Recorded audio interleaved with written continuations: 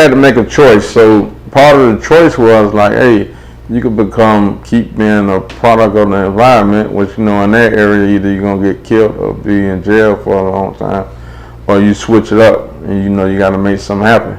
And that's basically what we just like. Hey, we're gonna try this food thing. And, yeah. If you got the hustle, you always have the hustle in you, but you just have to put it to different use. Yo, what's going on, people? You about to look at my interview that I did with the owner of CRABMAN305. It's an hour-plus long video. Try to sit through the whole thing. He's going to give you a whole bunch of gems on what it takes to own and operate a restaurant, all right? Yo, follow me on Instagram at Hollywood Gold. I'm not going to hold you up. I'm out of here. Enjoy the interview. Peace out. CRABMAN305. All right. You and your cousin started it, right? Yeah. What's his name? Darren Whitaker. You and Darren started it. Who started it like first, you or Darren? So initially what it was, I was selling a barbecue. And Darren came to me one day and was like, you need to put the crabs on the menu. And we was like, man, I ain't selling no crabs. But at that time in Miami, seafood was big coming out the houses. So we actually started out the garage. So we got together, he came with the recipe and was like, try it. And it took us like 3 days to get it together. After we got the right seasoning down, we went on social media and we told people, y'all come through and get the crabs. So we was giving out like 2 pieces of crabs and it just took off. Okay, so when you said try it, who was that telling who to try it? That was you telling Darren? You say Darren, right? Well, Darren actually came with the crab recipe. So everything else pretty much I was already doing. So he was like, hey, you got to try the crabs. So when he came, he was like, you know what, it's all right, but it ain't it. So it took us like 3 days in the lab just to get it together. And once we came up with the flavor, it was like, okay, we're going to give it to the people and let it run. So how that go? Because, okay, so you got the crab, you got the seasoning, and both of y'all experimenting. Who says, so how is it? Is it like, man, try a little bit of salt on there. Let's see how try a little bit of this and a little bit of that, or the ingredients that was there, you just had to add like one more thing to it. A lot of times, it's like if a rapper in the studio or a singer, and then we got to add one more instrument to the beat to make, and that's how that pretty much went. It was just adding a little bit more of this and playing around till you got that right taste. When y'all do that, do y'all measure the amounts that y'all putting in there so y'all can remember exactly how much y'all put in? How does that go? Now we do. When we first started off, it was just like freelance. Like we was just pouring it in there until you get the seasons. But most of our seasons really not complicated. So if you kind of go over, it's not going to really affect the taste of, like, we don't use a lot of salt. So if we season it, it won't be too salty or have an overtaste. Okay. Do y'all have your own bottle like seasoning? Nah, not yet. Okay. Not yet. Okay. Y'all planning on doing that? Y'all talked about that already? So a lot of stuff that we're doing just depends on timing. A lot of people rush out there and do stuff and really not ready for, or you're doing it at a level that you can't really get the full amount of what you're supposed to get out of it. But yeah, we definitely have some products that we will be putting out there. How do you know, and this is something every entrepreneur will go through, how do you know when it's time to make that step, into something else? Because it's never like, an exact green light to say, okay, now is the time to branch out and start producing your own bottles of seasoning. Like, what you and Darren talked about would be the point that y'all know it's time to branch out into distributing y'all seasoning. Well, a lot of that, first of all, God gonna let you know first, and then the people gonna let you know. So it's like supply and demand. Once they start asking for it, or once you reach, like we just got incorporated in Georgia. So now, rather than just doing it in Miami, we'll be able to do it in Georgia all the way to Miami. And it winds the brand to say, you know what, we just not local. We could pretty much fit this worldwide. Oh, I see what you're saying. So finding distribution in Atlanta markets as well will be, the foundation will already be set. Yeah, you as know. opposed to saying, you know what, this is just a local brand in Miami. No, we going from from Atlanta to South Carolina to the surrounding states, New Orleans, wherever. It's an easier market. Southeast. All right, so who was older, you or Darren? I'm the oldest. I'm the big cousin. All right, barbecue. You and Darren started off barbecuing. Like, y'all was barbecuing out y'all like yard. Y'all put up a sign that says barbecue, so y'all do the truck thing and ride around. How was that? Let me get back to the beginning. So my family actually owned the store, and we had a kitchen inside the store. So I used to go buy the food, and I seen the numbers that we was able to make off the food. So I'm like, we making take like $40 and make $400 off food.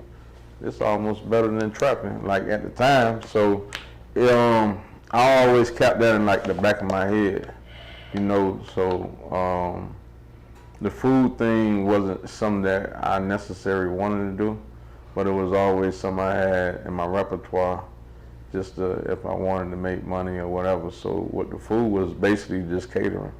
We might make a bet, wake up on the 4th of July and be like, hey, I'm gonna sell 40 slabs of ribs with no promotion, but the barbecue was actually that good. All right, hold on.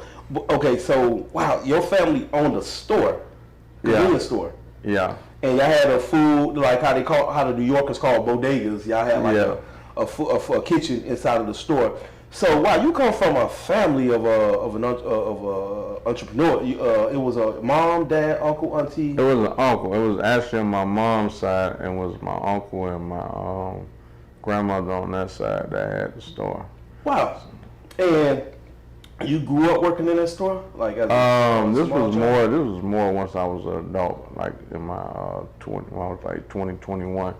But I always been a numbers guy, so anything with numbers catch my attention. And once I seen that you could actually make money selling food, I was like, you know what, I'm gonna have to check this out. And Darren was more of, you describe yourself as a numbers guy. Darren was probably more of what type of person related to like the business? Like he was more advertisement, more social media. He's gonna make sure we get what we need to get. So like if it's Birdman in town, hey, he gonna make sure we doing the catering for the major events. He all over that. Okay. Yeah, he gonna get with the concierge and make sure we get them contracts for when the boats come in and stuff like that. So he's like the face card. Like if it was Birdman and his brother Slim, I'd be Slim and he'll be Birdman. Yeah. Okay. Well, it's 50-50 right down the line. Okay. All right. So the barbecue. I want to. All right. So your family owned a store and y'all had food inside of the store. Real quick, curious, what kind of food did they sell inside the store? We was selling like chicken dinners, fried chicken, stuff like that. Rice. We would do like dinner sales, hamburgers, stuff like that. But it was just a profit. You know what I mean? So we weren't really selling no gourmet meals, but it was just we was able to make a big profit off $50 to $80, where you say, okay, you know what? This is a whole day's pay. So, and the food was moving. And the food was moving. And it wasn't even like you say, like these extravagant. No, it wasn't nothing like now where food. Yeah, it was just hot food. You get chicken, baked chicken with rice and vegetables and a roll with a soda or something. I remember that. I remember stuff like that. What part of town was this in? It was in Opelika. We originally from Opelika. It was in the Triangle. Now you come from the Triangle. That's the worst part of Opelika, and that's where you was. Well, I actually grew up all through Opelika, so I actually lived in the bottom on the outside of the Triangle, but my mom's side was from behind the P, which is 27. I went to school at Opelika Elementary, and I played for Opelika across the track. So all throughout Opelika, I was there. Darren too? Darren from Bunch Park, but he was in Opelika. He was in the Triangle. Yeah, Bunch Park. I ain't heard that name in a long time. Bunch Park, 165th, 22nd. Right? Yeah, 22nd. Yeah. Okay, so Opelika, stores in Opelika. You know what? That's a lot because it's so many figures that come out of Opalaka, man, that's not big like you. They get distracted by their surroundings, and for y'all to just not let that bother y'all and stay positive, that's very respectful, man. Well, we had to make a choice. So part of the choice was like, hey, you could keep being a product of the environment, which, you know, in that area, either you're going to get killed or be in jail for a long time, or you switch it up and, you know, you got to make something happen. And that's basically what we just like, hey, we're going to try this food thing. And, Yeah. you know, if you got the hustle, you always have the hustle in you, but you just have to put it to different use. Wow. Okay, so y'all got the store, y'all cooking the store, you always paid attention to the numbers. You and Darren started barbecuing later on. Y'all own. Well, I did more so the barbecue on my own, but you know, like I say, when it was time to bring in the crabs, he was like, hey, you got to add that to the menu. So when it came in, it was like, you know what, we're gonna do this together. You know, So he was giving you advice like a big cousin, sort of. I mean like a little cousin that's giving you advice. Hey, you need to put this on. So it was like, okay, you know what, we're gonna run this together. I get it. Seafood. Tell me if I'm lying. Did it seem like crab all of a sudden took a big boom some years ago? Yeah, that was the thing. So by me being older, he was more, like I say, in the social media and everything. So when he came, it was like, hey, you got to put the crabs on there. It was like, okay, we're going to try it. That guy is smart. Because I was telling my family, like, why are people crazy about crab all of a sudden? Like, crab been around. Like, it's like a sensational thing on the internet. Like, everybody eat crab. I'm like, crab been around. But it was just like, it was a trend, it seemed like, you know, in food. You know, crab, like seasoned crab became like popular amongst young culture. Yeah, everybody was selling it out their house, and it was like, you know what, you got to do this. So, at that time, Darren saw it. He saw it. Yeah. At that time, we started doing the food, and it was, you know, I was more into the food at that time, and it was picking up. So we already had the crowd. When we added the crabs, it just kind of just switched over, like. So they was like, you know what, you not lit the grill no more, you crab man. And we just put the 305 on the end of the representative. Darren, I like Darren already. See, like, Darren is the guy, like, that's the $1 million guy right there, like, and you the brains, and it seems like he's like the, you know, like how you said, he's the social, like, you know what I'm saying? Dang, that's a blessing. So, okay, so it sounded like at some point you ventured off on your own and started grilling barbecue on your own outside of the family business. You started it as a hustle, it sounded like. Yeah, so that was just more so. We actually did the barbecue at the store, so it was just something that I already had. But like I say, you know, when you doing different things, you always keep you at least 3-4 things on your plate. You know what I mean? Mm-hmm. So cooking was like at the real. That was the easiest thing. Nah, actually that was the hardest because it took the most time. So like at the time, I was actually remodeling houses. Yeah, I was actually remodeling houses. Then the market crashed, and it was like, you know what? I went to the club promotions, and that lasted for a while. But you know, after like a year or two, you got to switch it up or it dies down, and then we end up with the cooking. Okay, yeah. So you said you started the cooking by yourself though before Darren.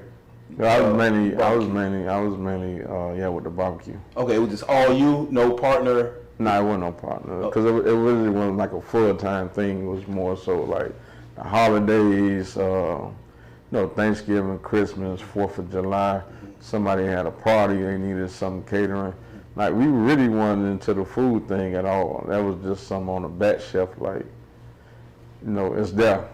Okay, so how long did you go barbecuing before Darren came and said, add the crab, and then that just took off like flames? How long were you doing the barbecue thing, part-time? I want to say 2 years? Nah, it had to be probably about a 3-4 year span. Okay, so for about 3-4 years, as a part-time hustle, you doing the the barbecue thing? Was it on the back of a truck, sort of, with the pig? Nah, it was more so from the house. So that's why when we actually went to the seafood, it really wasn't a big gap because we already had the people coming to the house for the food. All right. So how did you? Well, you already come from a background of like serving plates with the family restaurant. So when you was doing the, because I was gonna ask you, how did you market yourself to let people know you was, selling plates? But you probably already came from a background of the internet menus and stuff like that. But nah, it was more so the internet. So Oh wait, like back in 08? I want to say more like 10, Okay. 10, 11. You was using the internet. Using the internet. More like MySpace, Facebook was, we was getting on Facebook at that time, but MySpace was where everybody was at. Mm-hmm. And like towards the end when we first started with the crabs, that's when everybody was jumping on Instagram. Wow. You got a background like computers or something like that? So you're not scared of the internet. Nah, not at all. I believe in marketing yourself. So the best way with the clubs, anything, you're gonna pick the flyers, everything. I forgot. You had a background of promoting. So all that stuff, you got to use the internet. That's how you get your crowd. So it was the same thing with the food. Okay. So with the club promotion, you said that didn't last too long. That lasted probably you get a good run for like 6 months, but with clubs, there's always a new club or you got to reinvent yourself or something like that. But did that for about a good 2 years. And that, that money's good, but when it's gone, it's gone. So you got to worry about the shootings and fightings and all that type stuff. So okay, so you wanted something more guaranteed, more stable. Yeah, more stable. Okay, so from club promotions, you learn marketing. You go to doing your own plates, using marketing skills, promoting online with the internet. Darren comes, he knows you're his little cousin that's making money selling the plates. Darren's not into food selling at all, but he comes to you and give you advice. And he said, this crab thing is getting popular online. You need to add that to the menu. You added, he helped you get the right taste, and you say, hey, come on in this thing with me. It might take off, or, Yeah, so what we did, we gave out crabs the first day, then the next day we opened up. I think the first day we made like $380 something. It was like, it's okay, but it was like a Wednesday. That Friday we made like $1,000 on that Friday. So I was like, okay, you know what? It might be something. And then off of crab only? It was crabs. At that time we was just doing crabs. Okay, and we end up doing like I was doing seafood before, so like the shrimp pasta, corn, potatoes, stuff like that, we was actually doing. And we didn't have too much of a big menu, but it was the basics. You got your lobster, your shrimp, and your crabs, corn and potatoes, seafood, rice, that type stuff. So where was y'all selling this at this point? At the house. Still at the house, okay. Opa-locka? Yeah, right on 135th. So if you're familiar with 135th, when you come off 27, it's a 2-story yellow house on your right-hand side, right before you get to the church. Uh-huh. Yeah. Okay. So all this was at the house. So how long was y'all doing it out the house or mobile until y'all got like a building, with like set hours and stuff like that? We was actually at the house for like a year and a half. And we ended up getting a letter from the state of Florida saying, hey, you're running an illegal business at your house. So, we black. We take the letter, ball it up, throw it in the garbage. 30 days later, we get another letter. So this is the second notice. So at the time, we were like, we ain't worried about the RS. We got to jump out and everybody else. So we throw it in the garbage. So we got a phone call. Darren is helping you and Darren. Yeah, both of us at this time, we like 30,000 followers on Instagram and everything. We were still at the house. We even much had like True Rosenhaus coming to the house. What? True what? Drew Rosenhaus, the super agent, NFL. At the time, he had the majority of the Dolphins and everybody. And recruits. They was coming to the house. Selling plates. Selling plates. We had some of everybody coming to the house before we much got into a building. We had like professional athletes, rappers coming to the house, and they was hanging out at the house. chilling. How did y'all get?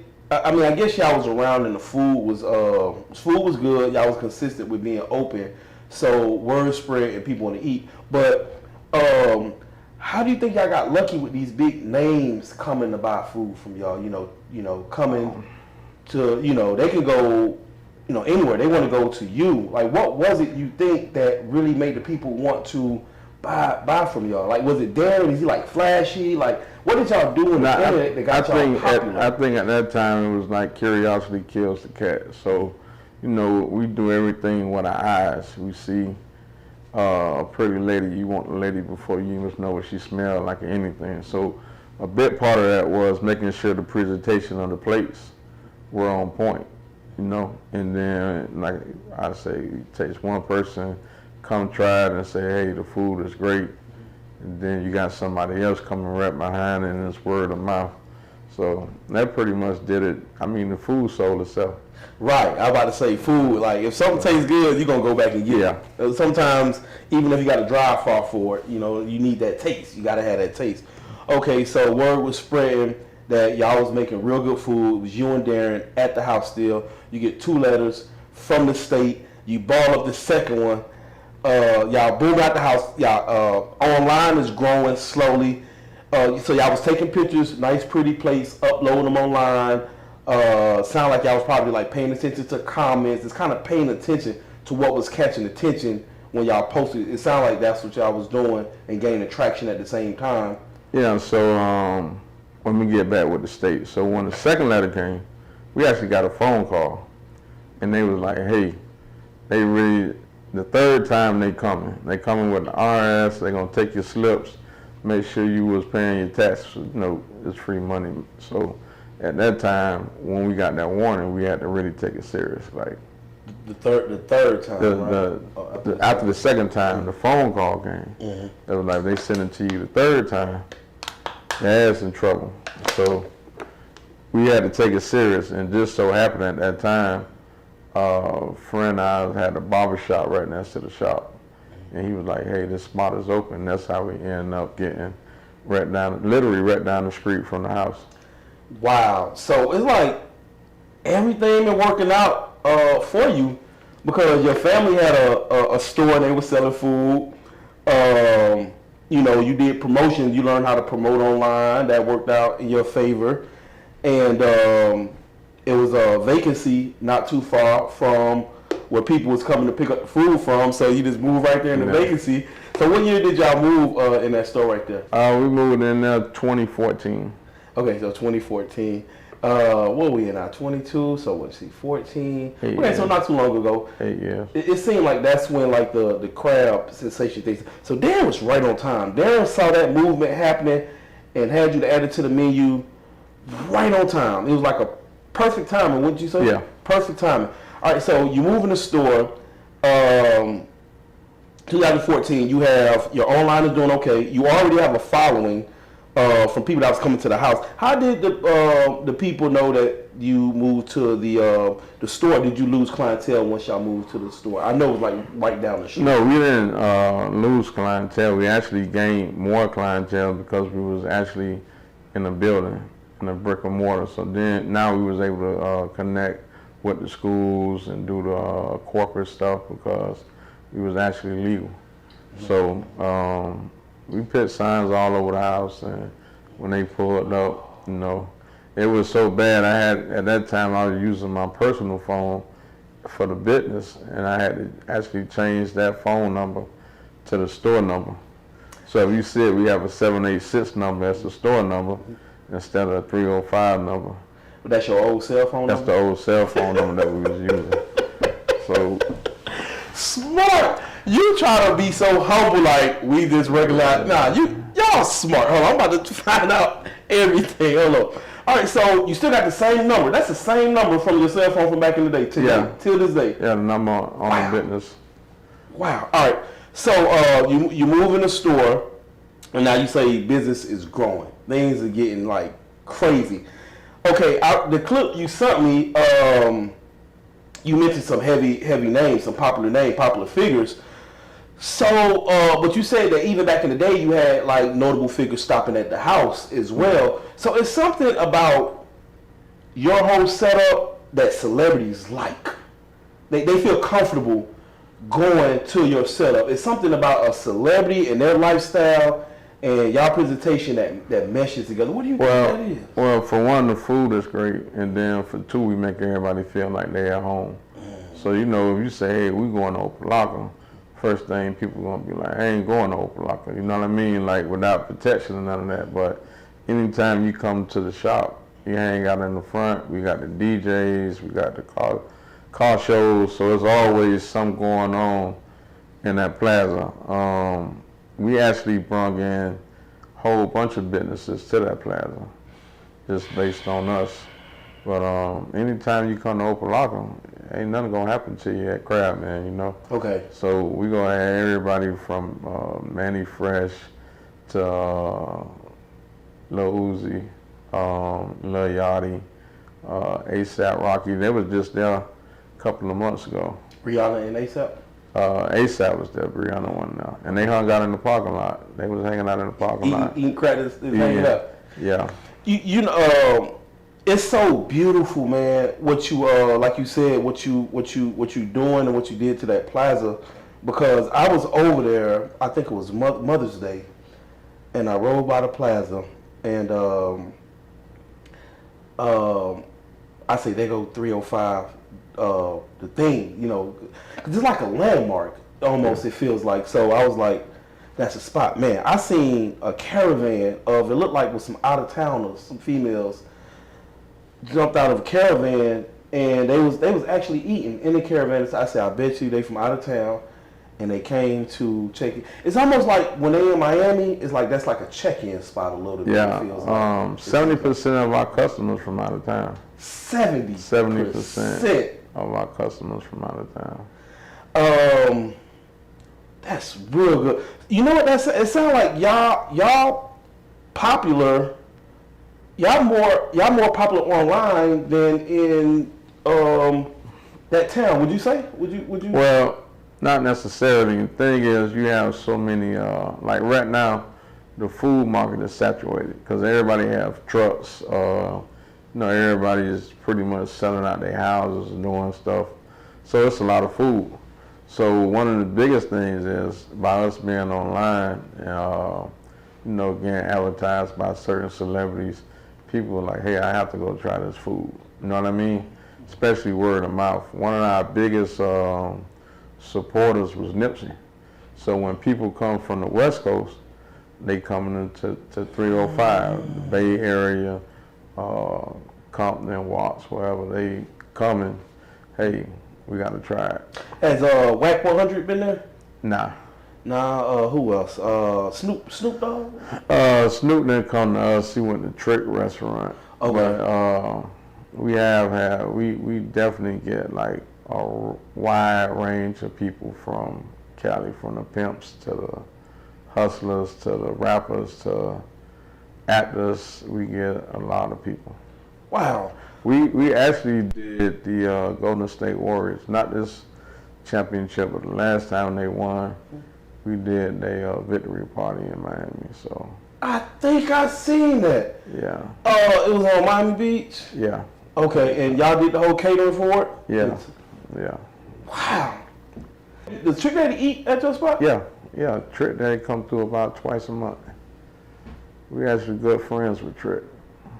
Wow. Oh, was he coming to the house when y'all was doing it at the house? Not so much at the house, but once we got into the building, He supported. he definitely, like the first couple of months we was open, he advertised heavy, come through. But he come through and get food probably about twice a month.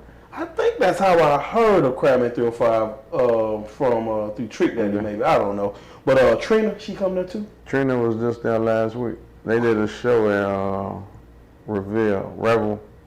Here? Yeah, and they came to the restaurant. Oh, the Atlanta. Yeah. Atlanta, okay. We even got to that part yet. City Girls, they probably. Yeah. Well, you know, they from Opalaka. Yeah. So actually, and the funny part about it, their cousin was their road manager. She the one that actually told us about the Instagram. About y'all need to promote on Instagram? On Instagram, when we first started at the house back in 2013, she was the one of the main ones who was like, y'all got to get on Instagram. The City Girls manager? Yeah. For real? Yeah. She probably still come to the store to this day, or? Yeah, She eat there on the All way? of us grew up together, so it's, Okay. yeah. All right, so trying to get a little bit of like that whole like transition from like the neighborhood to the store. I want to try to teach the future business owners a little bit. How was it transitioning from regular sales out of the house to now you have to like report either like quarterly or yearly, these business tax and stuff like that. Was it confusing? Or did you hire somebody at the gate? Was somebody in the family that was able to help you right away? How was that transition with you booming, selling a whole lot of plates, and now you also have to worry about filing paperwork? How was that? Because that was something new to y'all, sort of. Well, I actually went to school. I went to college for like a year for business management, and I tell any entrepreneur, if you don't graduate, at least go learn the basics. Take you a couple of online classes, or go in and learn what you can about the profession. It's a lot of great cooks that could cook, and one of the problems is we don't know how to manage the money, or we don't know how to find the right accountant to make sure, what we need done is being done. When we first got in the building, I just calculated like off the top of my head, like, okay, we doing so many plates a month. I'm gonna go up a couple of dollars on this. So anything that was $15 and under, we went up like $1.50. Anything that was $20, $15 to like $20 to $30, we went up $2, and then anything over that, we went up $3. And based on the amount of plates that we was selling, I say, well, this would be able to cover the rent, this would be able to cover this, and that. And we got in that thing, and it was like, whoa, wait. But we didn't know exactly the difference till it slowed down. The gas be different, the lights totally different. You got more maintenance, all type of stuff. So when we was at the house, we was basically just using like minor equipment. We were still cooking off a regular kitchen stove. So once we got into the restaurant, we got commercial equipment. We thinking this gonna be easier, but freezer go out. We in South Florida, so you got to make sure you maintenance everything for the heat. Because dealing with seafood, you have to make sure definitely at a certain temperature when you storing all that food. But it was just an experience. It was a real experience. So did you hire an accountant to help you out at the beginning, or you tried it yourself at the beginning and then end up hiring to help you with the what they call it, bookkeeping? I actually got an accountant, and we just switched accountants this year. So he was with us for the beginning, long term. But what I did find out is that you have to have like a whole team. You gotta have an accountant. You still need a CPA. You need bankers. You need a whole team to actually make it work. But advice that I would give: make sure you get your certified CPA. At what point you think someone should invest in a certified CPA? Like when they selling how many plates you think? You really can't say how many plates, because the plates might be the downside. You might do more catering. You know what I mean? So it's really, you can't say a specific number. As a business owner, you'll know when your business starting to grow from what your original vision was. So when people ask, hey, did you expect to be this big? Yeah, we weren't just going in to make a couple of dollars. I had a vision of, hey, if I'm gonna do it, I'm gonna do it right. I'm gonna tell you a story. When we did go see the CPA, never forget, big shout out to Robert Henderson. We walked in the office, and the first thing he said, y'all still had y'all money underneath the bed. Right. And that's what most people do, especially us. We don't want to pay our taxes and everything. We scared to show hey, this is how much I make. And he say, you show them every penny you got. Because at the end of the day, they're going to try to give you 3 times what you got if you're successful. And that's how you make money. Right. Oh, he was talking about lenders. Okay, yeah. Yeah, so he was like, you might not need it, but you're going to need it one day when you get ready to take it to the next level or whatever. But he definitely gave us some advice. And he was like, the tax code book is 70,000 pages. He read it 3 times. Oh, so he's smart? He's super smart. Okay. He was like, it's only, I think at that time it was probably about 600 black CPAs in the whole United States. Y'all still use them today? We don't use them anymore. We got the new account that we use. They have their own team. So.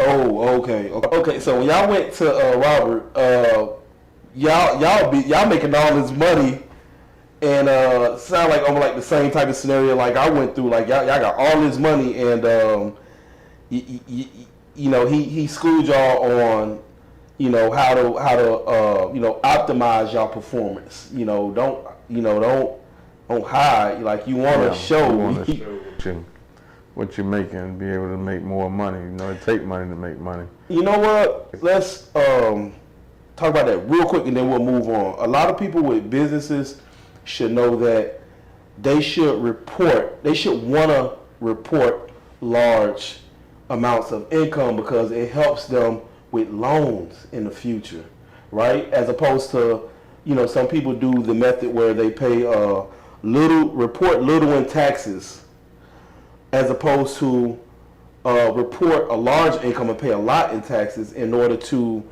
you know, look good to, you know, financial institutions if you need help. Well, it depends on the business, because a lot of small business won't survive if they actually reported everything, and that's the trick to it. You got to think about it. If you're a mom and pop store and you got 10 employees, and you got to pay taxes for 10 employees, you know, that's a lot of money. I'm gonna quick story. So the first quarter we had to pay our payroll taxes. We took all this money out, got it to the side, and cited because we should have paid the payroll taxes, and I sent the money to the accountant, and he was like, "What the other half?" I said, "What you mean with the other half?" He said, "Yeah, you take out 13 point, and then the employee has to pay the other percentage." I'm like, "Huh?" And you got to think about it, 3 months of pay. So if I go take out $3,500 in taxes, that's another $3,500 that's coming from the employee. So that's why a lot of them big corporations get tax cuts, because they employ a lot of people. But if you were paying what the minimum wage is, we're going to $15 an hour or something like that. That's why most employees fight against it. So he said and you lost me on that one. So when you was paying the tax on that one on the employees, he said what now? No, he told us. So this was what our accountant. First time, and most businesses don't know this. So first time got ready to play, you have to pay employment tax, right? So money that you take out the check, that they take out of your check, right? The employer has to match that when they get ready to pay. So whatever they taking out your check every month, the employer has to match that. So if I got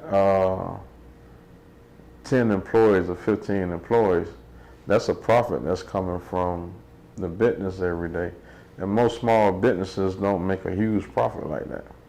All right, so now we at the store, 2014, you move in the store, it's crazy booming, online is booming, celebrities are catching on, you kind of tighten up the whole, payroll thing, you learn how that system's supposed to go, you tighten that up. How are you balancing like regular life now? Because cooking is a big deal. You got to prep, you got to clean up. How was your regular social life going at this point? Like in 2016, y'all probably was like very popular. How was your even though you had a partner, but was you getting work-life balance? That's hard. Big part of it was when you become popular, you have to be at like all the events, because you have to spread your brand. So it's networking. A lot of times when people see us out, they're like, "Hey, y'all always hanging out." No, it's actually networking. So if we know it's the Super Bowl party, guess what? We at the Super Bowl party with the who's of who. So now we're rubbing shoulders with the execs of these companies and everything else where we always working. Family life is hard, especially when you got kids. So you just have to find a way to kind of like balance it out. Hey, it's one day on the weekend, one day during the week. Hold on. You said at a point y'all was going to functions to rub shoulders, at different events to gain more clientele. When y'all would go to these functions, y'all would go solely to meet people, or y'all was going to sell food? No. Sometimes you would go just to meet people? Just to meet people. It wasn't really about selling the food. It's like, hey, we got CRABMAN here. So now we going there, we getting introduced to bodyguards and celebrities and executives and everybody else. So that played a big part for us in elevation. So now we could do the corporate events, or here, take my car, and you change the cars with the CEO of Pepsi or somebody like that, or whoever. But it all works out because you promote your brand, especially if you're getting good feedback, or they come by and try the food. So now I'm doing a private event for such and such. Okay. You was popular growing up because you seem real humble. To me, it's like you're like a rock star, restaurant owner, but you seem humble, like you're not as like nationally known as you are. Were you popular growing up, like you used to, like? Actually, I'm more the people's person out of the two. So I've always been well respected and well known throughout Opa-locka. Okay.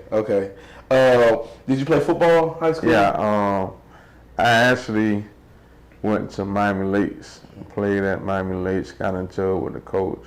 I left to go to American Heritage, and they changed my grades. I had to go back to Miami Lakes, so I ended up wrestling, and that was it. Okay. I actually got a chance to go to college. And at that time, I was hanging out in the Triangle. So it was like, hey, you can go to college, or, and I went and looked in my shoebox and seen the money, and I was like, ain't no need to go to college. I'm a 20-year-old kid with a bunch of money, and so I really wasn't no need to. 20? You were selling the plates at 20? No, I wasn't selling plates. Oh, okay. You just have a lot of money. Okay, so that was a lot of work because you gotta run a restaurant and you gotta, market, your brand at the same time, all by yourself. It's you and Darren. Yeah, it's a lot of work. So it actually works out pretty good because, like with the marketing, you can handle that. Let me handle the business aspect. We're gonna cook. By the time we actually did get a staff, we really didn't have to go in the kitchen as much. So it was more so like if it's catering, special events, stuff like that, then we'll actually do the food. You got kids or wife? Or? Yeah, I actually have 5 kids. I have 3 that actually stay with me. Okay. So that's why I'm back and forth from Miami to Atlanta every week. They old enough to work in a restaurant, or do they 16, 15, and 11. Oh man. So do they ever work in a restaurant, or just like? They do. They not really into it. Well, my 11-year-old, he don't much want to go to school. He say, Daddy, you could just teach me everything, and I'll be good. You know what I mean? But kids, with us, it's hard to get your kids kind of following your footsteps. Like other nationalities, hey, they start when they small. Our kids, it's just like they want to do their own thing. You know what I mean? So. But you got one of them that's into what you're doing. And how are the? I think you said 16 and 15. So I have a 16-year-old son, 15-year-old daughter, and 11-year-old son that stays with me. I have a 2-year-old and a 21-year-old. But the 11-year-old is the one that wants to be. Out of all of them. Yeah, he wants. Watching. Yeah. Does he ever hang out with you at the restaurant? Yeah, all the time. He walk in there. We close at 9 o'clock. 8:45. Where y'all going? Y'all got 15 minutes on the clock. Get in here and clean up. And,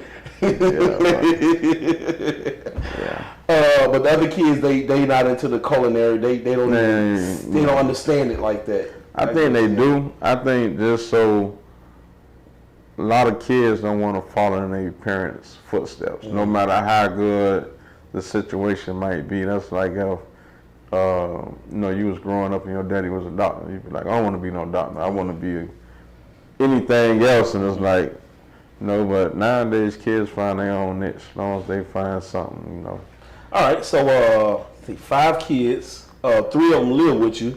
So how do you wish you had like more time to spend with them, or you got support from your mom or wife that kind of help you manage the business and still be a father? Nah, I mean they older, so it's not as much. I spend one-on-one time with a lot of them, and we spend time together. So I try to get at least one out and then during the week. When I pick them up from school or whatever, we got that one-on-one time to see where each one at mentally. So man, you're a role model, man. All right, so Darren has kids. Yeah, Darren has one kid. He just graduated. Okay. He's going to college up in New York. Good. All right, so all right. So the celebrities are coming in now. You still promoting the brand while everything is busy. How long has the Atlanta restaurant been in Georgia? We just opened up. We've been open 4 months. Okay. So we was actually supposed to open up before COVID. And when the whole COVID thing hit, it kind of threw everything over. So we was actually like a year and a half behind on the Atlanta location. Okay. So born and raised in Opelika, Miami, Florida, how did Georgia come into the picture? I mean, y'all could have branched out to Miami Beach, down in the city in Miami, wherever else. Why the leap to Georgia? Not that it's a bad thing, but how did that idea come about? We actually did a survey on where the majority of our out-of-town customers was coming from. And with Atlanta being the happening city right now, it was like a no-brainer. And, we got a lot of connections. Jeezy, DJ Ace, they was very influential on getting us up here. DJ Ace actually got the contractors that we use to build out. So that's a good friend. So with no ties to Georgia, you basically went off analytical market research and made that decision. You saying? Pretty much. And made it. That's bold. That's bold. That's why I respect y'all brand so much, is because it's like y'all really saying something. Even with the Instagram and stuff like that, like y'all really believe in y'all brand. I see y'all putting the brand out there a lot, and you gotta respect it. 'Cause a lot of people, you try to tell them, man, promote your brand, T-shirts, go to places, promote your brand. It seems like y'all really, the marketing part of that, y'all really got that down pat. So you do research, and you see that Atlanta is probably a popular market for the food that y'all have. Let's consider going to Atlanta, and you already knew some contacts here that already frequent your Miami business, so they was already supporting you with finding like good locations and stuff like that. So who thought of the idea first, Darren or you, to move to Atlanta? Yeah. Atlanta was more. It was more Darren idea. It was more Darren idea. Yeah, he has his eyes on whatever's hot. It seems like whatever's like hot and like popular. Yeah, that's his niche right there. That's his. And you it gotta make it gotta make sense dollar wise. If it makes sense dollar wise, okay, We down. yeah, let's do it. Let's do it. I'm messing with your idea. Okay, so before COVID, you had planned to move to Atlanta. It didn't work out. So now you're in Atlanta. I never been to the I haven't been to location in Miami, but it don't look like it's a bar in there. I mentioned that. Actually, the location in Miami is takeout, but we're getting ready to build our actual new location in Miami. We should be breaking ground on it no later than next month, but it'll be in Miami Gardens. It'll be the same layout here, but it'll be a 2-story building. Oh yeah. So that the top would be an outside patio where you can overlook the city, and totally different vibe from Miami. Okay, yeah. The because the takeout one in Miami, I didn't look inside, but I've been to the Atlanta one. And the Atlanta one is a sit down bar, TV. You know, it's like a plush lounge. And I didn't really, and I know the one in Miami is, like you say, is takeout. So, so not only did y'all say, okay, let's venture out and move to Atlanta, but y'all also said, let's kind of add on to the concept as well, not just takeout only. Let's create, so that'll be the new concept for most CRABMAN305s. So the one in Miami Gardens going to be like the standard. almost like a Red Lobster, maybe it sounds. Nah.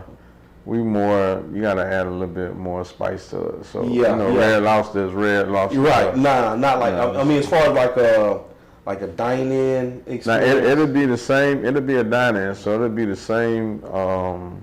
It's actually twice the size as the one here. So you'll have the dining experience with the bar, and then we have the upstairs where you can actually have the outside seating with a bar upstairs also. Hookah, brunch time, and all brunch, that type of jazz. Yeah. Y'all is directly like y'all got your hand on the pulse when it comes to like the social and the culture experience of what people are into when it comes to dining. Y'all have your hand on that pulse because I'm seeing that a lot now. A lot of lounges are having like a upper level rooftop. Over the last 5, 6, 7 years, it seems like that's been growing in popularity. These rooftop experiences. And y'all right there. Y'all right on top of it. All right, so you plan to move to Atlanta, and y'all decided to change up the experience a little bit by adding dine-in, bars, and TVs. And now, moving on, you said y'all want to probably keep that concept as far as dine-in. Yeah, that'll be the concept going forward. So No more takeouts? Not necessarily. If we do, we actually have some offers on the table to franchise for the takeouts, but we're looking more so just to set that level of the brand. Like, look, this is what it is for the future. You know. You mentioned that earlier about not with the seasoning thing, not jumping into new opportunities right away. You know, establishing foundation first. I notice you bring that up a lot. Again, how do you know when is, like, if somebody come to you and say, hey, I'm interested in your brand, I want to invest as a franchisee, but you say right now may not be a good time. How do you make that determination? Just basically based on what we have going on at the time. So let's say if you was to say, hey, I want a franchise, then we know we have to dedicate at least 2-3 months coming in, help you train your staff and everything to make sure that the brand is effective. We're just not gonna say, hey, give us your money and throw you out there to go about your business. So depending on our time frame and what's going on, then we could get to that point. Got it. So if I say, hey, you want a franchise, we could franchise, but it might be a year before we able based on the projects that we got coming up. Okay, so y'all, it sounds like you use this regular common sense thinking. You know, we don't have time for it. No matter what the money is talking about, we just can't. We can't manage that right now. We already have a bunch of other projects in the works. So how are the financial institutions treating y'all? Y'all getting offer letters? Hey, I can give you $1 million loan. Is that coming right now, or how? I know it's a lot of sharks out there, especially with all the money that's going around after the pandemic. A lot of I don't know what you call those people. They try to, and like how they came and brought, not brought, but Slutty Vegan. It was a news story how they got $3 million in some type of investment, whatever. Yeah. Have y'all been getting those knocks? Yeah, people always come and want to put money into the business, and you have to sit down and look at it, what it's going to cost you.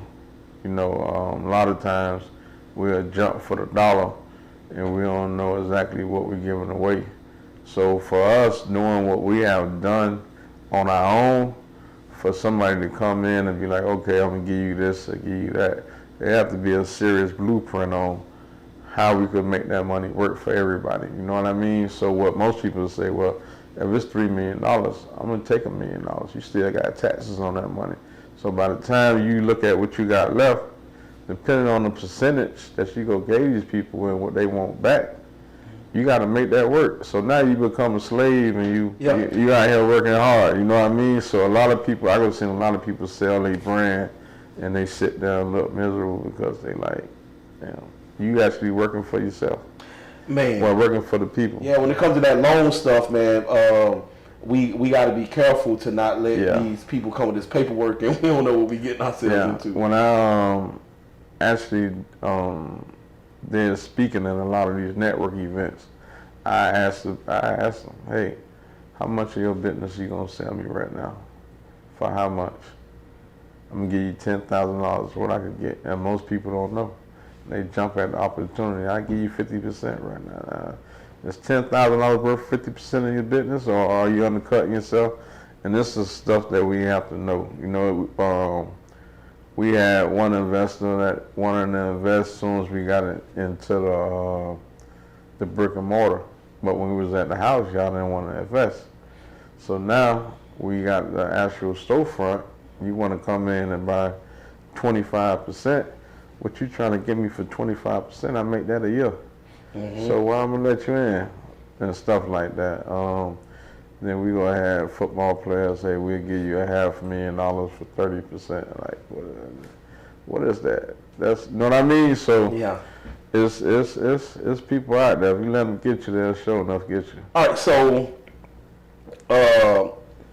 you popular, you booming, loans. Investors come in from left to right. They want to invest in the brand, but you and Darren are not persuaded by no outside investors at this point. Still, y'all all independent, right? You got a new location in Atlanta, Georgia. You're working on the third location in Miami Gardens. That's still going to only be you and Darren only? No other partner? No. Okay. Let me ask you this, though. Are you or Darren finding it easy to find management to manage the restaurants without y'all being directly there? How is that staffing, in other words? Well, staffing has been tough in Atlanta. So Atlanta is rough. It's rough on the whole restaurant industry. If you look, you see McDonald's offering bonus and top pay. Well, they was at the bottom of the totem pole. Hey, they was paying minimum wage and stuff like that. Now they paying $15 an hour and giving you $400 signing bonuses. So, that's crazy. Restaurant at McDonald's, yeah. So, employment for restaurants are very tough. We have a high turnover right now where we have at least two new employees every week. That's stressful. Yeah. Stressful. What are your methods to, one, retain good employees that you bring to the team, and two, to find them? Finding them and keeping them. We've been going through like Indeed.com, a lot of these staffing services, places like that. The ones that we keep, we just treat them good. Bonuses, stuff like that. But the main thing is finding the ones that's good. So where we at downtown, it's a lot of college students. Mm-hmm. So a lot of good employees we had to go home for the summer. So when they come back in August, we'll rehire them It's just about finding the right people, and when you get them, you got to make sure they paid. That's the most important thing, and keep them on the team. One employee I had, younger guy, real good kid, come to work, everything, and I took him out to Ross House. Okay. Yeah, so In Atlanta or? in Atlanta. Okay. So I was taking some food over there, so I said, "Come on, man, just ride with me." So we riding and talking, and I'm telling him, about just do what you're doing, learn as much as you can, and one day you can just do your own thing. So we ride and we pull up, and you like, "Who house this is?" I said, "Man, you all right? Just come on." And he said, "This Ross House?" And he got back to the staff and told everybody like, "Hey, man, look, real deal, like and that be the little motivation that they be wanting, because I tell them all, "Hey, I was just like you." You know what I mean? At 20 years old, I was trying to figure out a lot of stuff in life, and we ain't no different. We from the same place. Just depends on how much you want it. Man, that's you real humble, man, because I swear you guys are real popular, and like you said, you was talking to the kid, you was just trying to like just let them know like, I'm normal just like you. Yeah. Like, I'm normal just like you. Like, don't ever think what I'm doing is impossible. All right, so about to open up the new restaurant in Miami Gardens. Managing staff, you face some hardship with that, like any other restaurant owner right now. You said, and man, it sounds like y'all got things pretty much under control. Yeah, for the most part. Always have to be in control. The moment that we panic, everybody else gonna panic. So you always gotta be calm. You always gotta, even if it ain't like that, you can't show it. How does mom and dad, auntie, your grandmother, and them, how are they looking at all of this going on? Are they worried that y'all got y'all foot in too deep? Or are they happy? They want you to keep growing? Because my mom gets scared when I'm about to open up a business. She thinking about, what if it fails? You're gonna lose. How do your loved ones kind of treat you when it comes to like opening up new restaurants in different markets and stuff like that? And they pretty much just go with the flow, because they're like, "Hey, y'all gonna make it this far." Like, I always say how proud they are and stuff like that. But the sky's the limit. So it amazes them when we are able to do something, another restaurant or another major event, anything like that. So we got their support like 100%. All right, so man, so you said Darren just went back to Florida? I ain't sure if he went to Florida or New York. Okay. So how is it managing a restaurant remotely? Like, because you in Florida, half of the time. So when he's here, I'm in Florida, and when I come, he goes. So y'all swap days out of the week? we very rarely here at the same time. Oh, okay. How is that, man? Traveling 600 miles. It's an hour and a half flight. By the time I take a nap, I'm enjoying. You're right. You already here. Is it some? Did you work out something with the airlines because you fly frequently, or you trying to figure that out? Or right now you just buying tickets like? Buy tickets. So normally I come up here every week, but depending on what events in Miami or what's going on, it might be like 3 times a month. So I'm basically here like from Thursday to Sunday, Thursday to Monday, or something like that. So 3 times a month. So that's like a $750 bill, travel expense. Yeah. Well, now tickets went up because of the strikes and everything, but before it wasn't that much. It don't hurt you like the cost. Like you can stand it. Okay. And when you do come, are you working at the restaurant or you like networking? How is that? It's a little bit of both. So when I touch down on Thursday, I'm making a store run for the weekend. I'm doing the payroll, and basically, once the evening come, we out networking. So we'll go to certain clubs. The DJ gonna shout you out. Whatever going on inside Atlanta, just to spread that word. So if you're not in Atlanta, Darren is going to be. Is there ever a time where both owners aren't in Georgia, and the store is being ran by. Yeah. So we have 3 managers, pretty much work together well. So Okay. yeah. So when once you put that in place, is it like smooth sailing, like cruise control, or it's like you always gotta like pay attention to your phone because you never know when you're gonna get a phone call about somebody didn't show up for work, we short staff. Is it sort of like Yeah, you so, get nervous a little bit? I don't necessarily get nervous. Just always gotta have a backup plan. So we go through that with the staff. Hey, if somebody don't show up, have somebody on call. Unless it's a major issue or something like that. But for the most part, no. Your family that ran the store back in the days, are they involved with CRABMAN305? Like some of your managers? Nah. Y'all, you and Darren went in and created your whole brand. Yeah. And Yeah. okay. They still got the store? Nah. Okay. So man, y'all learned cooking at a young age, and y'all ran with it, and you started the barbecue. Darren came with the ideas, how to be very popular, and it seemed like you and Darren got a real good chemistry. You know what I'm saying? Well, we've been together. You seem tough, and it seems like he has his pulse on the culture. Yeah. So y'all been together. We've been together since kids, so we just got that bond. It's like Michael Jordan, Scottie Pippen. Okay.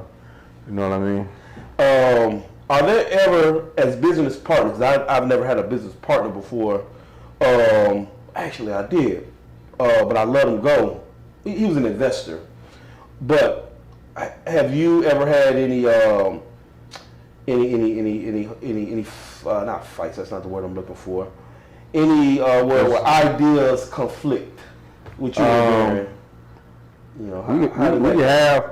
We haven't had many, but we have, for the most part, depending on what department is in, is who pretty much, comes up. But for the most part, nah, we on the same accord. Okay. You guys are wealthy. Like your brand is very rich. That name, CRABMAN305. Yeah, wealthy, and I can't. Well, y'all from y'all to come from the all of the distractions there is in the triangle, overlock of Miami. From y'all to come from those distractions and stay focused, especially you, to stay focused on the because Darren wasn't doing the barbecue when you started doing the barbecue on your own, right? Like for you to stay focused on the plates. Like I'm doing these plates. I can't get peer pressured into doing nothing else. You know what I'm saying? I'm gonna focus on these plates, and you did that. That's a tough mindset. Yeah. Who kind of would you say molded you? Mom or dad? My uncle and my granddaddy. My grandma taught me a lot. We just did the grand opening. We flew up and had her cut the ribbon. So that was very special. But far as men, my uncle and my granddaddy pretty much taught me everything. Any military background? We have military in the family, but neither one of them went in the military. Okay. So all this homegrown family, family ritual, they kind of molded you to who you are now. Yeah. No outside source like military or Muslim faith kind of, made you into someone different. All this came from the family. Most of it came from the family. Okay. The majority of it came from the family. Growing up, I had 2 people that I kind of admired from afar that were businessmen. Mm-hmm. I kind of took what they did. Yeah, took what they did. One of them was Mr. Hambone, which he had like the only black soul food restaurant in the neighborhood. And that's what I used to always see. Nice, clean, dressed up man, but he went to work every day and hustled and made sure he was like what CRABMAN might have been in Miami back in the 90s. Mm-hmm. And CRABMAN, which CRABMAN? CRABMAN, like Miami based, how we had the name and everything. He had that back then. And Mr. Banks owned like 5 gas stations. he rode around in a beat up truck all day, but he had like 5 gas stations and 10 or 15 houses and businesses. And you just from Opalaka. from Opalaka, Mr. Banks. Mr. Banks. 5 gas, and you don't see black people gas stations. He had Amicos back in the 90s. So every Amico that was in Opalaka from 103rd to 183rd, he owned. Wow, and you looked up to that. Yeah. Like, how old were you when you noticed that? Probably about 12, 13 years old. Because it was different. It was something that wasn't a street hustler or something like that. It was an actual businessman that had stuff. So, you know, it was just different. How does your peers treat you today? Now that you are successful, you got 2 types of peers. You got the peers that didn't do the right thing, and you got the peers that are just as successful as you. The ones that didn't choose to do the right thing, do they look at you like you what they call it, like guilt, like survivor's guilt? I forgot the word they call it. Like when you made it out and they ain't do anything, so when you go to the neighborhood, you know, you feel like you not really comfortable because this guy used to be your friend and he's still on the same level and you elevated. Do they, you know, give you a hard time about that, or it's not nothing like that? It's the same. So no matter where I go at, it's always gonna be love. So, you know, a lot of people proud that we actually made it. It's like, hey, I could say, hey, I know you, and you made it. You know what I mean? So they're proud. Yeah. So it's you know, I'm gonna be the same person anywhere I go. I'm Johnny. So whether I'm on the block, riding through the neighborhood, or I'm with the who's who, I'm gonna be the same person. So it's never that.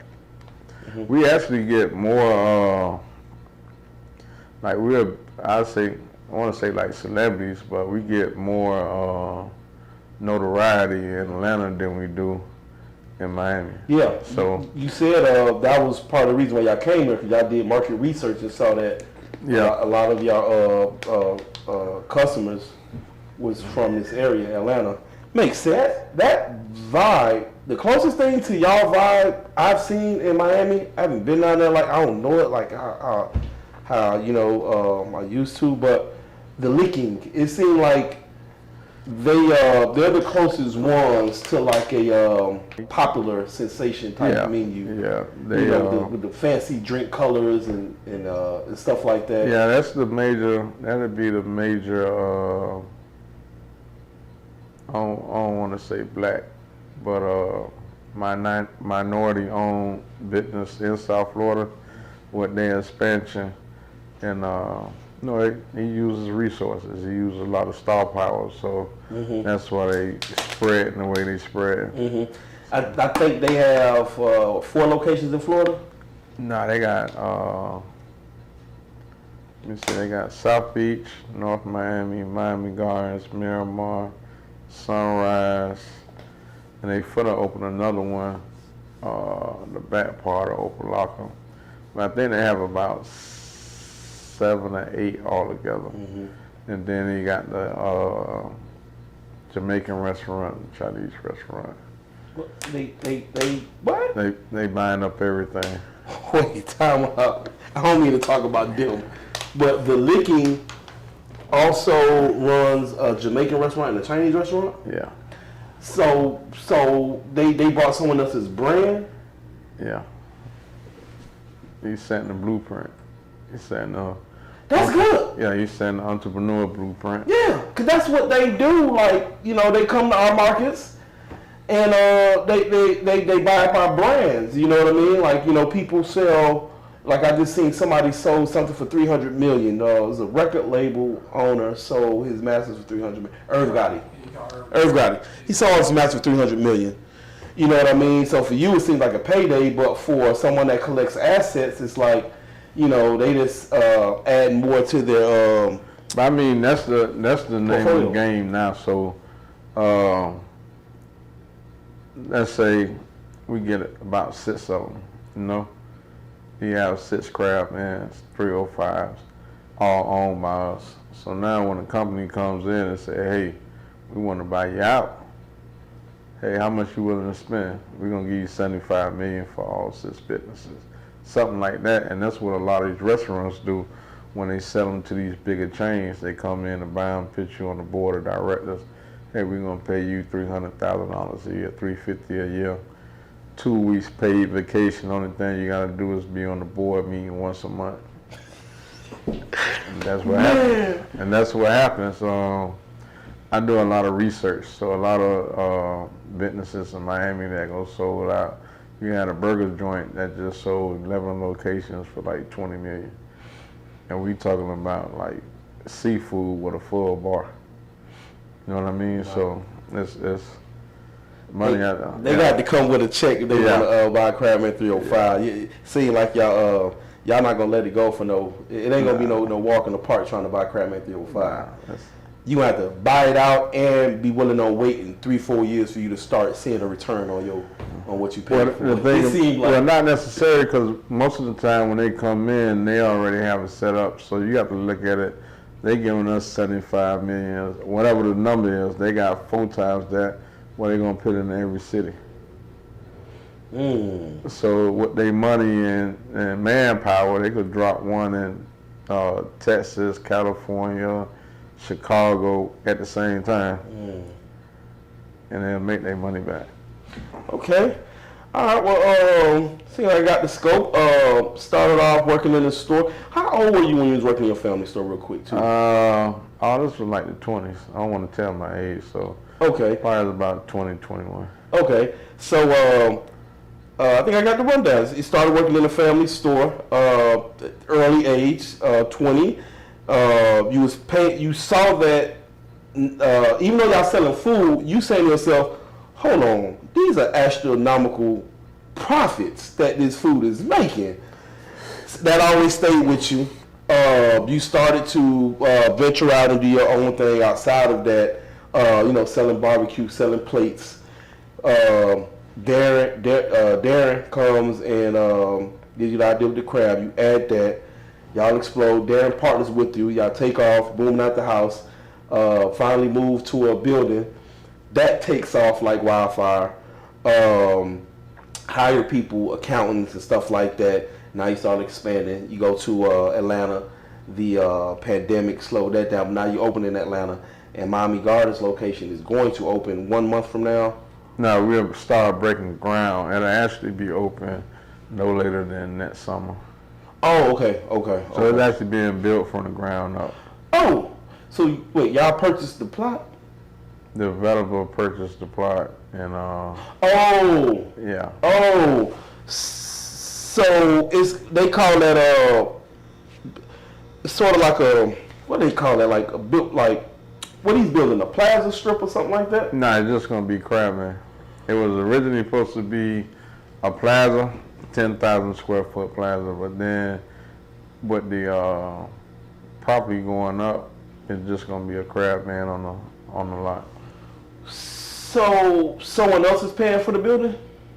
Okay, that's different. So so they paying to build a building, and then it's gonna be cut out for CRABMAN 305. You must know him. Yeah. Okay.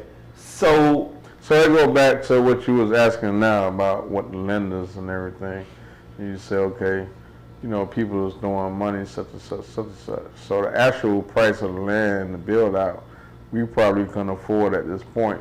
So we'll do a 10-year lease with an option of 5 after that. Then they might give you the option to buy after the 15 years. So a brand new CRABMAN 305 is being built from the ground up right now? From the ground up. That'll be the Miami location. Miami Gardens location. Miami Gardens. 2 floors. 2 floors, outside. Roof. Bar. Everything. Wow. Man, you guys are hot, man. You guys are like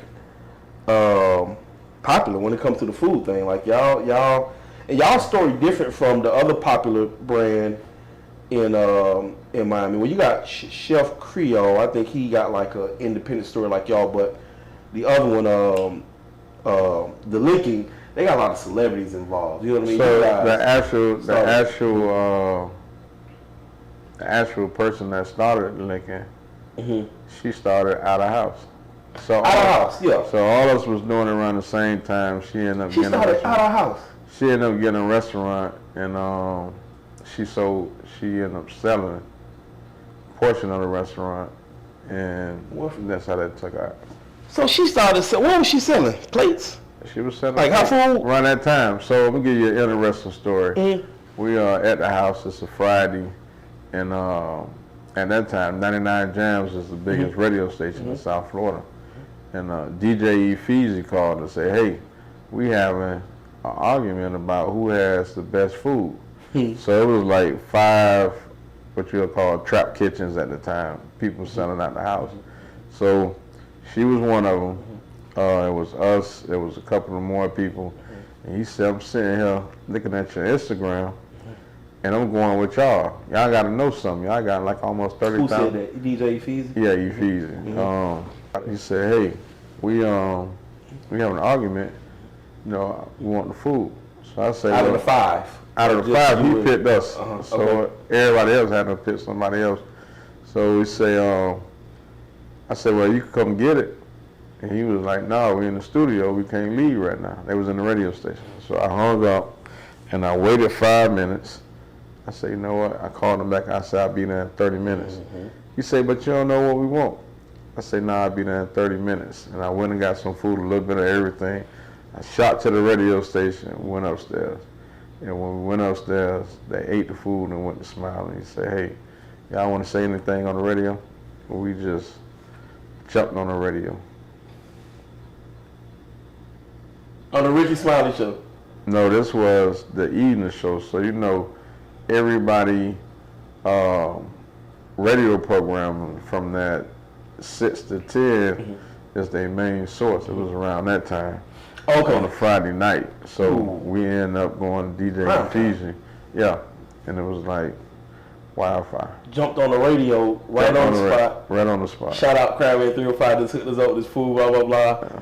They was eating like, "Y'all go say something." Like it was basically like, "Hey, y'all go say Takeover. It was the CRABMAN305 takeover. And that was the name of the show, The Takeover. That was actually the name of the show, The Takeover. Dog, you know, we got to eat this. Man. Get shout out. Say whatever you want. This food good. Yeah. Do whatever you want. Hey, man, y'all been blessed, man, and I really look up to y'all, man, because, you know, I was bad, you know, growing up in that Westview area, man, and, you know, I'm still here, and things worked itself out, and it's a really, really good feeling, man, as an adult to look at that store and see that it's a black man booming out that store. Growing up, I used to always mess with those Asian people, man, just as a bad kid, man. And it was something deep down inside me that made me be naughty to them, but it was probably something in me saying that this should be blacks running this, or, you know what I'm saying? I don't know if I was a little young racist, but it was just something in me that probably was saying that we deserve more, you know what I'm saying? Because they make money in our community and that's it. But you are the people that's supposed to be in those stores, the people that's from the neighborhood. And give back. You know, because y'all gonna spend money back in the neighborhood. You know what I'm saying? So I guess that's what that was, that inner conscience telling me that. So to see you there now, and not only doing well, but a big national sensation, man, it's so much an honor, dog, to be in your presence, man. Thank you for having us. Your presence, it's a big, huge honor. People just don't know. I look up to all business owners, entrepreneurs, because it takes a lot, man. It takes a lot to run a business. You know what I'm saying? A whole lot. It's your life. It takes up your whole life. That's why I asked you how was work, family life. Because when I ran my businesses, I ain't do nothing for like 7 years straight. I open and close like every day. You ever become a slave, and that's one thing I teach people when you open a business. You know, everybody say you're a boss, but you become a slave to the business. Yeah. Because it's hard to get people to trust. It's hard to get people to work, and you don't take time. We just did a big picnic.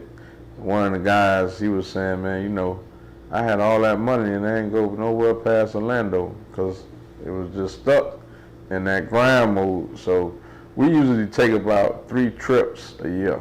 Oh yeah. Yeah, so we got a group of guys that core guys that we hang out with, and we usually go somewhere. So I usually do a big birthday party in Orlando. We might go to New Orleans, California, Houston, somewhere. You know, we was coming up to the A. So with this new project, it's just been we've been kind of tied up. Okay. I'm about to say, man, like that's good that y'all know that it's important to just have fun. Yeah, you got to. You can never become so tied up to where you lose yourself. We got a big event this month, July the 29th through the 31st, Miami Day in the A. We'll be doing a meet and greet at our location. So we probably have about 300-400 people coming through that. For real? Event. Yeah. I got to come through that thing, right? Yeah, we just had it. Did you make it by that last night? I didn't. It was nice. It was nice. What was that? I know you said a YouTube and TikTok. Robbie World. I don't know if you follow Robbie World, but he had his birthday dinner in there. So you had some of the top YouTubers and TikTokers in there. And he's big? Yeah. Oh. He got over 1 million followers. Oh. That's a good location, too. That location ain't bad. The parking, it's not my favorite. Handicap, but other than that. Yeah, because that Pizza Hut has been there. They survived. That Pizza Hut. Well, that was actually our third location. That y'all chose from? Yeah, so the first location was supposed to be on the south side. And then the second location was out towards Morrow, which had a big parking lot. We could have been able to do way more, but they had to change the grease traps. And the guy that owned the property was like, it's not worth it. And people was like, hey man, your property you'll rent everything out on your property if you let these guys come. It was an older white man, like 80-some years old, and he was like, I'm not spending $100,000, but yeah. So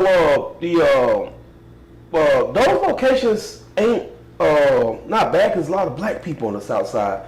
That was coming from your connect that you had in Atlanta as far as the suggestions on where you probably want to consider opening up. Like, so what happened? This was probably about 2.5 years ago, maybe 3. But it was restaurants, a lot of restaurants, when they fall behind, they'll reach out to see if you want to rent out, if you know somebody that want to rent out, take over. And the one on the south side, it was a group of guys from Miami that had the restaurant, and they kind of like just fell out. It was like, okay, we'll get that restaurant. And something happened. And the other place we was looking for, because it reminded us of home with the big parking lot. So if we wanted to do the car shows or the bikers or whatever events, we actually had the space to do it. Mm-hmm. So, but the guy had to change. That was the one he had to change. Yeah, they had a new rule on grease traps where you had to switch it out. Yeah, and so it ended up being the Auburn Avenue. We ended up on Auburn Avenue. How did you feel? Like, was there anyone that you really wanted? Like, dang, I wanted that one instead. Nah, it really didn't matter because I was looking more so for the parking and the space, just based on what we do in Miami. So, when the celebrities come through, they like to hang out. You got the parking lot. If you got Jeep night, we could do Jeep night. It's a lot that we could have did at other spots that we can't do downtown. So even like when we did the grand opening with Rick Ross Car Show, all the cars came to CRABMAN, but we was limited because we couldn't block the traffic. That was your foundation, cars, parking, just hop out and get a plate. You trap out areas that you go and set up at. You want it to look like a car show. Yeah. So how was that saying, dang, we got to settle for this downtown spot when y'all come up, that's part of like y'all legacy or whatever, having these crowded parking lots with people eating the food. That's kind of like y'all. Yeah, but we have a different concept where we actually have a dine-in and a bar. So you bring more of that crowd to the inside as opposed to being outside with the takeout. We actually, one of the things that held us up was they actually took 500 square feet away from us. So they had to knock the wall down to move it over. because of the Starbucks. So it's gonna be a Starbucks right there next to us. That's good. Yeah, That so bring traffic.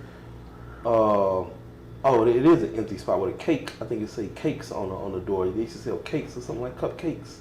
In that now it's spot? a new spot where they sell the cupcakes, but right next to us is gonna be a Starbucks. It's kind of corner on the corner, so if you're right now on Auburn Avenue in Piedmont, it's directly right now.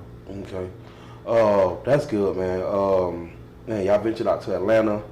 I think it's gonna do well. I don't see no reason why it should, cause the food is, y'all got that locked as far as the recipe. It's traffic over there. Black people that's gonna support. I like the signs, the perforated stickers on the window. I thought that was good. A lot of people sometimes don't take advantage of stuff like that. Y'all took up the whole window with like signs. Yeah, and stuff with like the that. seafood and stuff. So I like that. So man, and it sounds like you and Darren kind of like y'all got like this chemistry. On who's taking on this responsibility. It seems like y'all got a chemistry going. So 10 years from now, how would you like to see CRABMAN305 doing? 100 locations, or you probably just want to sell? Cash out on a 50 million deal. So 10 years from now, like to look. I actually told my 11-year-old if he don't get into it over the next 10 years, then we're gonna sell out. So we'll probably have at least about 6-7 locations altogether. In 10 years from now, about 6 or 7 in 10 years. Yeah. I mean, you did 3 locations. You say 6 the thing about it, Okay. we actually waited. So we waited with the city of Opelika for 3 years. That didn't go down. Then we was supposed to do another location in Broward. That didn't work out. So it was like, you know what? We just gonna go to Atlanta and just spread our wings. Maybe that'll happen a whole lot quicker. Yeah. So, I think it will. Yeah, I think it will. Man, if there's anything I could do to help you get some publicity, if you need to know some, I don't know, newspapers, magazines, any type of media outlets that look for to do stories on entrepreneurs, you know what I'm saying? I think y'all got a great story. And y'all popular as heck, man. Y'all just as popular as the Licking, Yeah, we Was it Beyonce at your store? Jay-Z? It was somebody I seen on that clip you saw me. Somebody huge. It was not Cardi B. Cardi B came. It wasn't Cardi B came. Drake. I think it was Drake. Well, we did food for Drake. Cardi B came to the store. She actually came to the store on her way to the airport, and we ain't had no crabs. It was a Monday. We was waiting on the truck to come. So what she wanted instead? They left, and I think we sent her a pan of crabs. Like, here, these. Oh, you see, end up sending it when to. she came back to Miami, we just sent it where she was at. Like, here. Yeah, Just smart. send it. Yeah, just Smart. send it. You was about But to say something. Though. We have one thing about business that you have to learn. You can't grow too fast, and with the staffing and everything, when that becomes complicated, you have to know at which level to go. Because Atlanta, we have a bunch of influence. Baby Jade, she always tell us come over to Bit Fast. Y'all just come, we're gonna put you on, and stuff like that. We actually supposed to be doing a live remote with the radio station 103.5. Either Kenny Burns or Greg Scree to be coming out to do that. Yeah. So we definitely have it. It's just about the timing, Oh, So, okay. Yeah. So yeah. Yeah. And then Darren, I know he got his finger on the pulse or whatever is gonna make sense publicity and marketing wise anyway. So y'all probably straight on all that. But I'm here, for everything always help. Everything had it. Yeah, I love helping entrepreneurs out and minority entrepreneurs as well, man. But like I was telling you, man, I try to do the interviews to inspire, you know what I'm saying? Try to give, little 12-year-olds that's watching this, something to watch, hear somebody's story, a successful entrepreneur to kind of, see if they can, see themselves in you, and hopefully that can, translate into them, most definitely. walking in positive steps instead of, something that ain't right. Philanthropy, are you into that? Philanthropy? Fundraising. Stuff like that. Yeah, We do. fundraising, giving away stuff. Well, we give away a lot. That was very At the school. instrumental in the beginning. Actually go out and talk at the schools. We give food to like tutoring programs, city year. Depends on the program. It's too many to name. You have an annual thing, like a tradition that Crabman 305 does, like a turkey giveaway or Christmas. We started off, but due to the scheduling, it'd be kind of hard. So we started off. I think like the first year we did 120 turkeys with Compton Menace from California. Have you ever seen? You seen Straight Outta Compton? The movie? Yeah. Yeah. So the guy, when the kids was riding on the bus, and the car pulled on the side and pulled the bus over, and the guy got on the bus and was like, "Hey, y'all want to gangbang?" and pulled the gun on the kids. That's what we did our first turkey drive with, and that was back in 2014. The actor? The actor. Oh, okay. And was 2014? We did Y'all hooked up with a lot of celebrities. 120 turkeys. In Miami? Yeah, in Miami. Okay. Like I say, everybody we came across some of everybody. You know, Fat Joe, that's one of our biggest supporters. Like he always talk about how he went from the pizza when they first got in the studio. They had the pizza budget. Now they got the CRABMAN budget. So, yeah. Your stuff is high priced or is it average price? It's affordable. I mean, we have stuff from $13 to $100 and some dollars depending. Okay. So I actually bought a plate. It was good. And when I said, give me the large, the largest thing you got. I think I got a pound of conch, and I guessed. I said, how much is it, about 30? She was like, you close. It's 32. So I think the price is about average. I paid what I expected. Look at the price. We just changed our prices for like 5 years. We just changed our prices like last year, I want to say, but we had like a 5-year gap where we just left it, and the money was coming in, so we weren't really worried about the customers. You know, we're gonna get the support, so it's not killing us. But you wasn't worried about inflation or nothing like that. Now you go buy a conch, a box of conch was $45. Now it's $150. So you come from a barbecue background, you know, and like like baked chicken, gravy, rice, you know, like how y'all did at the stove with the hot plates. Yeah. But the seafood thing, it kind of take a little skill to kind of do the seafood thing. Like, who taught you how to make seafood? I never actually. Me. Okay, you just figured it out. Yeah. So a lot of stuff, you give people what they want. You know. Because everybody can't cook fried conch. Like, you gotta know how to beat it. You gotta know, tenderize it, Mm-hmm. and it just comes from learning your craft. So, you know, if you're going to do it, you got to learn how to do it. Not what you like, but what the people like. Was there anybody that kind of showed you a little bit? No, not when it really. came to like the fried conch and the conch salad. Y'all sell conch salad? If it's a special occasion. That's not one of our strong points. So we don't. But we getting ready to redo the menu up here where that'll be on the menu. And y'all got conch fritters now though, right? We have conch balls. Yeah, conch balls. Y'all don't have that right now? No. So you just kind of learned on your own how to do the lobster, because I don't know how to make lobster. Like, you learned all that just from scratch. We learned everything from how to scratch, boil it and season it. make it. Smart, man. Smart. All right, so as far as philanthropy, you say y'all try to do as much as y'all can, but things are getting real busy for y'all lately. Yeah, so turkey drives, toy drives. We did one event where we gave out 800 turkeys and hams and over 1,000 toys at the Miami location. 800 turkeys. How long ago was that? A couple of years back. I got to look on the phone. So now it's just easier to write a check or donate, go buy the turkeys and to different organizations. Y'all rich, man. Just write the check, y'all do it. Hey, I think that's gonna wrap it up. We got my man Johnny from CRABMAN305. This is so big to me because CRABMAN305 is the most popular I guess street seafood restaurant in Miami. The #1 spot in Miami. Drake has been there. Nicki Minaj, Cardi B,